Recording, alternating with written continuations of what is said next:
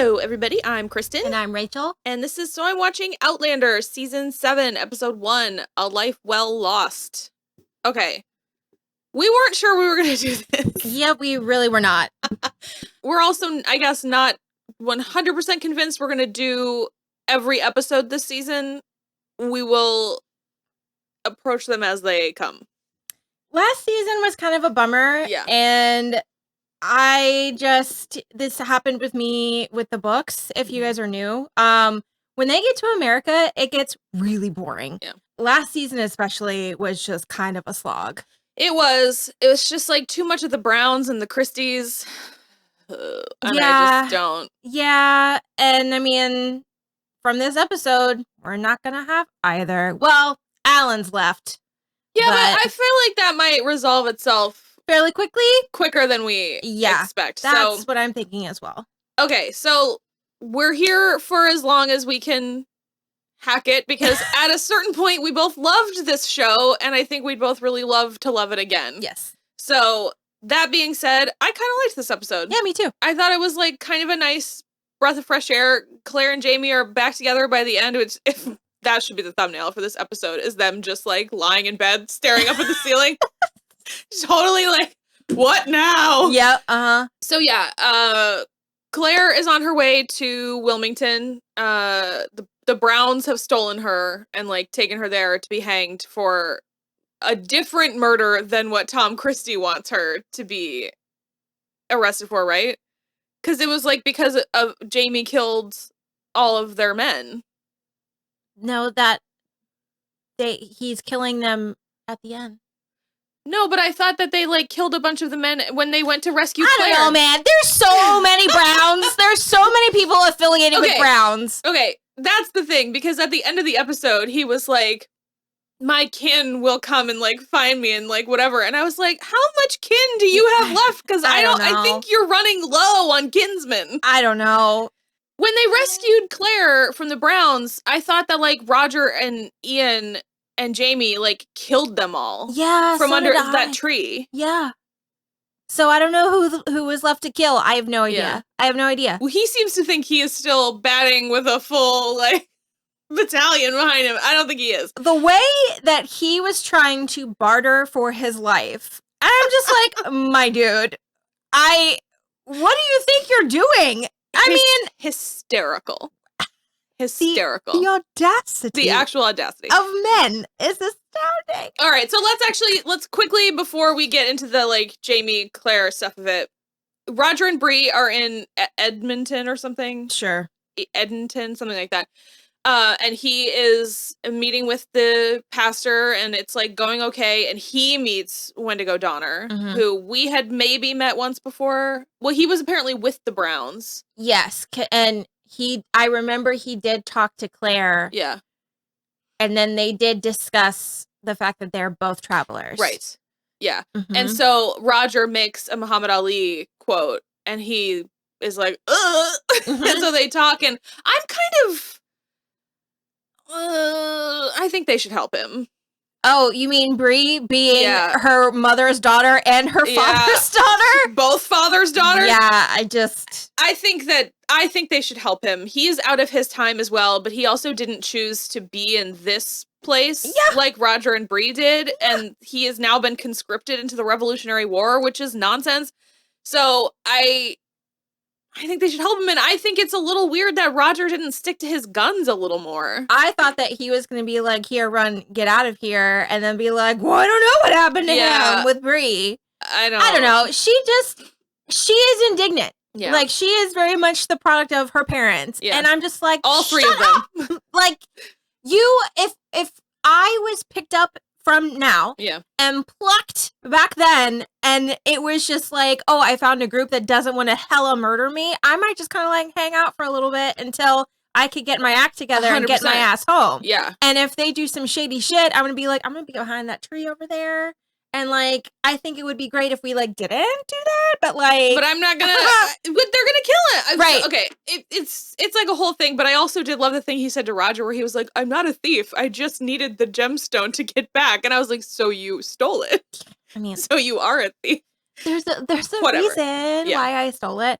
But no, when I feel like Roger made a really great argument when he was like, I got sucked in with Bonnet's men. I watched Stephen Bonnet throw a baby overboard and watch the mother go after the baby. And it's just like, when you are one versus however many and you have a singular goal, I think I would just keep my mouth shut and then just be like, I hope I could like make it up karma-wise later. 100%.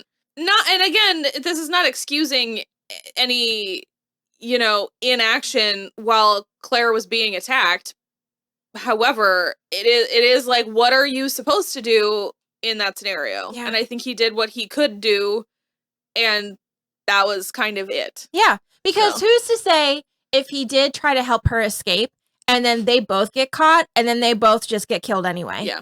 Because it's like, oh, well, she can't get away because she'll tell everyone where we are, and then we're dead anyway. So I feel like it would have just like exacerbated and accelerated. I agree. The outcome. So Bree, get over it. So I guess Roger's not helping, although we don't know if anything is going to happen in the future. I don't remember anything that's happening right now. I remember some things. Yeah. I don't remember a ton. They do go back, but they have the other baby. Well, no, I know that, but I don't remember, like, about Wendigo Donner. Like, I don't remember what happens with him or anything. I thought that the only one that they met was the one that, like I said, that we meet in, like, Claire's wild, like, dreamscape thing where she finds the, like, opal next to a skull, and then I remember this guy. I remember him existing. Yeah, because he went back with like 5 friends. They like figured out they could do it, and they all went back together to try to save the Native Americans. Yeah, but it like didn't work. At all, and so he's like stuck there now as well. Kind of like Galus, where she was like trying to help the Rising, and it didn't matter. Okay, so going back to Claire and Jamie, Claire is in jail, and she makes kind of friends with a couple of the women in there. Not like friends, but like they're being nice to each other. And then a couple of soldiers come and ask to take her as long as she's not the murderess. And so one of the other ones said that she was the murderess instead. So they take Claire because the governor's wife is pregnant and she is like having issues, and they are like hunkered down in a boat in the harbor. I guess past the harbor. They're like out a ways with all that classic North Carolina fog that we talked about. And they just like need a healer to look at her. But she recognizes her almost immediately, the wife. Yeah. And is like, you're the murderess. And Claire's like, for fuck's sake. She does everything except just go. She actually had such a fantastic look on her face. I think she's a lot better. I think Sam Heughan is fantastic, but I think Katrina Balfe is much more gifted acting-wise. And she made this face when the wife said it, and she just was like as if she were bargaining with herself about like what she was gonna do, and just like repeating her doctor's oath over and over. It was so funny, the face that she made when she was like, I am not a murderess. And she was not my husband's mistress, nor was the baby his. And like, it was just... And 17th of all. Yeah, she was pissed. Yeah. So that was really fantastic. And she ended up making a good impression on the wife. She gave her some ginger tea and stuff. And yeah, and the wife was just out here like taking all kinds of tonics and just like, I think that's part of your problem. Yeah. And then she was like, I'm surprised you're not letting my blood. All the stuff's right there. And then that's when she was like, you're not the murderess, are you? And it's just like, why are we bloodletting a pregnant lady? Science used to be wild. You always need your blood on the inside of your body, but I think you extra need your blood on the inside of your body when you're pregnant. Yeah, especially because the succubus inside of your body needs that blood for them. So it ended up being kind of nice. She was like, you're not gonna, like, everything seems fine. It seems like you ate something that like really disagreed with you. And also they're in a high stress situation and they're just like rocking around out there. Could be lots of stuff. Ugh. So she ends up speaking to the governor, and then is it Major McDonald's? Sure. Yeah.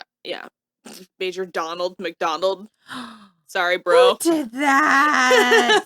No. So she ends up talking to them. They're trying to figure out, like, what's going on in the colony, because if he loses control of North Carolina, then the Redcoats will kill him before the rebels get a chance, all kinds of stuff like that. It doesn't seem like it's that out of control when we're, like, in the streets with Jaime, but maybe it's just if the rebels are killing the English, then Yes. But regardless, he's super stressed out, and then Major McDonald, in, like, revenge for Jaime having giving up his what was the title again? An Indian agent. Indian agent role. He spills the beans that Claire is the one that's wanted for murder. So then the mayor is a real bitch about it, and Claire is like, I didn't murder anybody.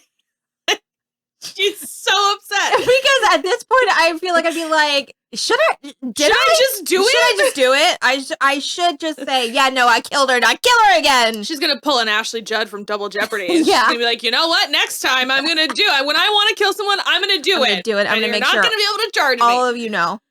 So, yeah. Basically, it's like a whole bunch of stuff happens. They make like a whole bunch of, back and forths. Claire manages to get a letter to Tom Christie asking for like supplies she needs.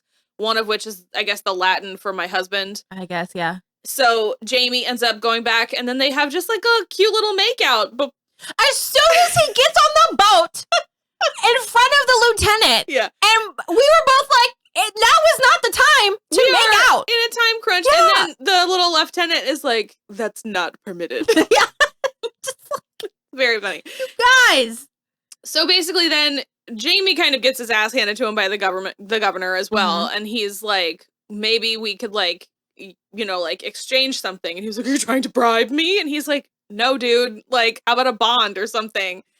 And so it's like a whole thing. And then, when Jaime gets back to shore, he tells Ian to go back to the ridge. He didn't actually say the words, go kill all the Browns, did he?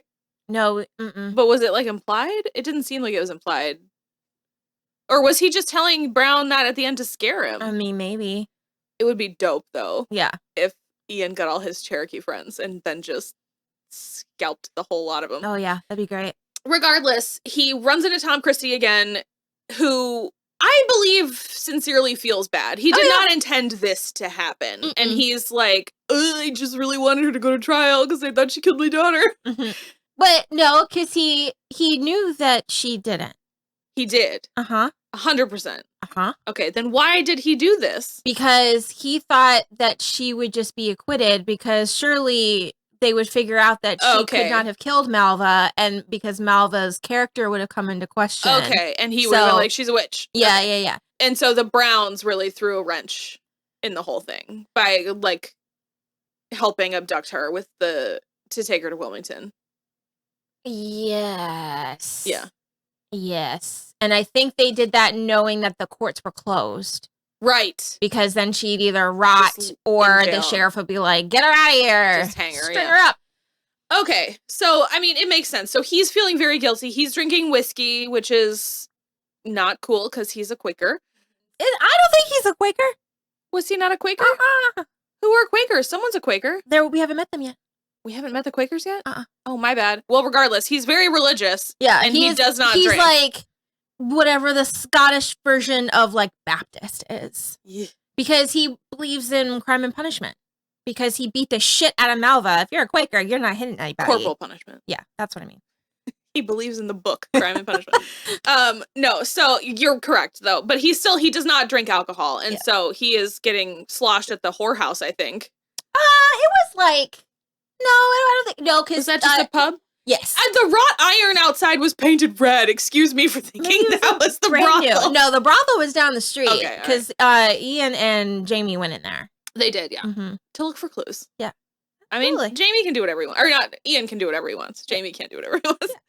Yeah. Regardless, Tom Christie feels super bad and guilty, and he basically just pulls a Tale of Two Cities and decides to confess. Jesus, that was... Leave it all in. We're rusty. I'm a little rusty. I haven't recorded in like 2 weeks. Yeah. So he decides to confess in place of Claire, and he goes out to the ship to tell her as much. And he has already sent a letter to the judge, I think. The newspaper. To print a full confession. And then he's given one to Claire as well. And it's apparently because he loves her.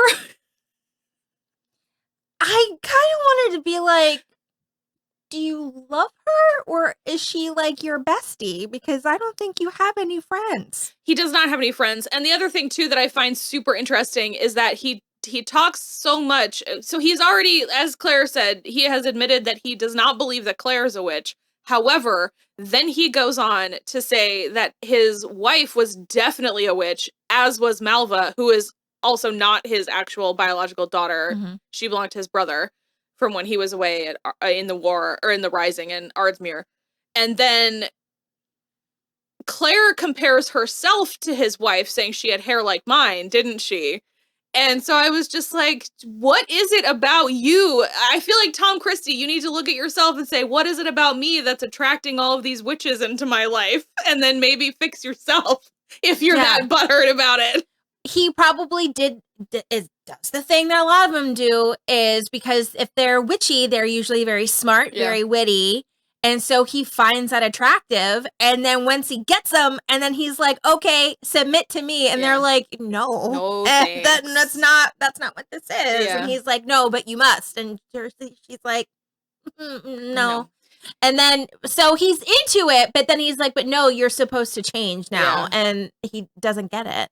But because that's why he likes Claire, because Claire does not tolerate his bullshit whatsoever. She's smart and she reads and she'll like debate with him and stuff. Yeah. But I just was like, you love her? Like, yeah, no, I feel like he doesn't understand that there can be platonic friendships. Yeah. And it's like, I think not with a woman, certainly. Yeah. It's just like, I think you just really, really like her. Like, she's your buddy. Yeah. I don't know. So he is essentially allowing himself to be hanged in her stead, even though he didn't do it, and he is certain she didn't do it. And he seems to care not a bit for Alan and what will happen when he doesn't come home. Alan sucks. You're like, who cares about Alan? Alan sucks. So yeah, and then Jamie finds Richard Brown, in his hotel room and threatens the absolute hell out of him. And Mr. Brown is like, well, you're a good man. You're a moral man. And I was like, well, yes, but he lives by his own internal code of morality. Well, and Jamie even says, he goes, I'm a moral man, but I'm also a violent man. Yeah. And it's just like, you have to know, a man like that, you have to know his internal code of morals and ethics, because it is not always in line with the law. And so assuming that because Jamie is moral means he won't kill you is wrong. And he also is like, I will definitely kill you. And he's like, well, not in cold blood. And I'm like, are you out of your mind? The most frigid of blood, sir. Blood on the rocks for Mr. Jamie. Like, he is willing to do it. It just was rich, and he was like, yeah, and then he got all scared. And then we cut as like Jamie's coming at him, and so I assume he's murdering him up there, which is fantastic. I love that for him. Mm-hmm. And like we said, he does say that Ian is it's killing everybody. What is Brownsville? Isn't that what it's called? Sure. Yeah, he's like up there. I don't know. Yeah. I just can't wait to never have to talk to or look at any of the Browns ever again. Yeah. So he says him and the Cherokee are up there in Brownsville, killing the rest of Richard Brown's family. So, I mean, I don't kill the women. They didn't do anything. Those women let the women go to Fraser's Ridge. Those women are just as much victims as everybody. Mm-hmm. But yeah, so that is basically it. Like I said, pretty good episode. I'll be excited to watch next week's. Yep. And since we feel pretty good about this one, maybe we'll get it out on time. We've been dragging ass to get this out. So. Yeah, it's just a lot. Yeah. And then because everything is just so all the time, because even like Claire was being Claire and we're just being so indignant about something, and it's just like, oh, we don't have time. We don't have time. I will say though that we did seem to skip moments that in the past I think we would have stuck with. Like there was no there was no scene where Roger and Bree talked about him having found Wendigo Donner. It was just like the next scene that they had together was, oh my God, you're going to help him. Mm-hmm. So it was like we skipped a whole conversation where she would have been like, I can't believe you like blah, blah, blah, whatever. Yeah. I loved that. So we seem to be doing that. We're doing the like late series like TV show thing, sort of like end of Game of Thrones, where it's like, yeah, whatever, they can get to the wall and King's Landing in like a day. It's cool. Whereas it used to be like a weeks long thing. I feel like Jamie and Claire's relationship just feels so heavy and dense now, where I miss the lightness, like friendship that we got in earlier seasons. And which is, I mean, they're older and they're grizzled and been through stuff and whatever. So like, I get it, but also like they are friends. So they do like each other. It doesn't have to be hand me your hand. It doesn't have to be, I swore to you the protection of my body and my blood and my name, like all the time. You did say that like 4 times. It's like, my guy, I know, I was there and I got it. So that is actually, I think that goes to part of why I did really enjoy, especially the beginning of that scene where they're both just like exhaustedly laying in bed at the end. Because it just did feel like where you're just like, I said, what now, guys? I said that when they were like laying on the bed and we cut to it, and I was like, it do be like that. It'd be like that sometimes. Because it's like, normally I feel like everyone would just assume they would just like rip each other's clothes off and just go to town. They're just tired. Like, I'm tired, man. So tired. And I kind of love that because I agree with you. I liked their relationship before they even had to get married. Oh yeah. They're just like cute, flirty, like friendship relationship. And then in the like first 2 to 3 seasons where they're still like getting used to each other, I guess 2 seasons, because then after that she goes back. But it's like when they're still getting used to each other, but they're like newlyweds, but they like each other. Yeah. And they're just, I like, that's really great. And so it really is America. Ever since they came back to America, it really is like, everything is fraught at every moment. And it's, I know that it's because we're like ramping up to the Revolutionary War and everything, but at the same time, I think we should still allow for moments of levity. And I'm kind of annoyed that all of our moments of levity are given to Roger and Bree. Yeah. Because that just doesn't suit me. And I don't like Roger and Bree as much as I like Jamie and Claire. And so it's not that I'm not rooting for them or anything, but I just also don't care as much. Yep. So I'm right there with you. It's not as appealing. Yeah. And I mean, like, they've been back together for so long at this point, and it just, the stuff with Malva, like that, how it affected their relationship was just kind of weird, because it's like it shouldn't have poked any holes in anyone's hopes of the other. No, because they both trust each other so completely that it, like, at no point should she have ever thought that it was true. And she was questioning it a couple of times that I recall. And so it looks like we might be going on a like better course now. So we'll see. Yeah. All right. Well, we'll be back next week with episode 2. Let us know what you think. Like and subscribe, and we will catch you next time. Bye. Bye.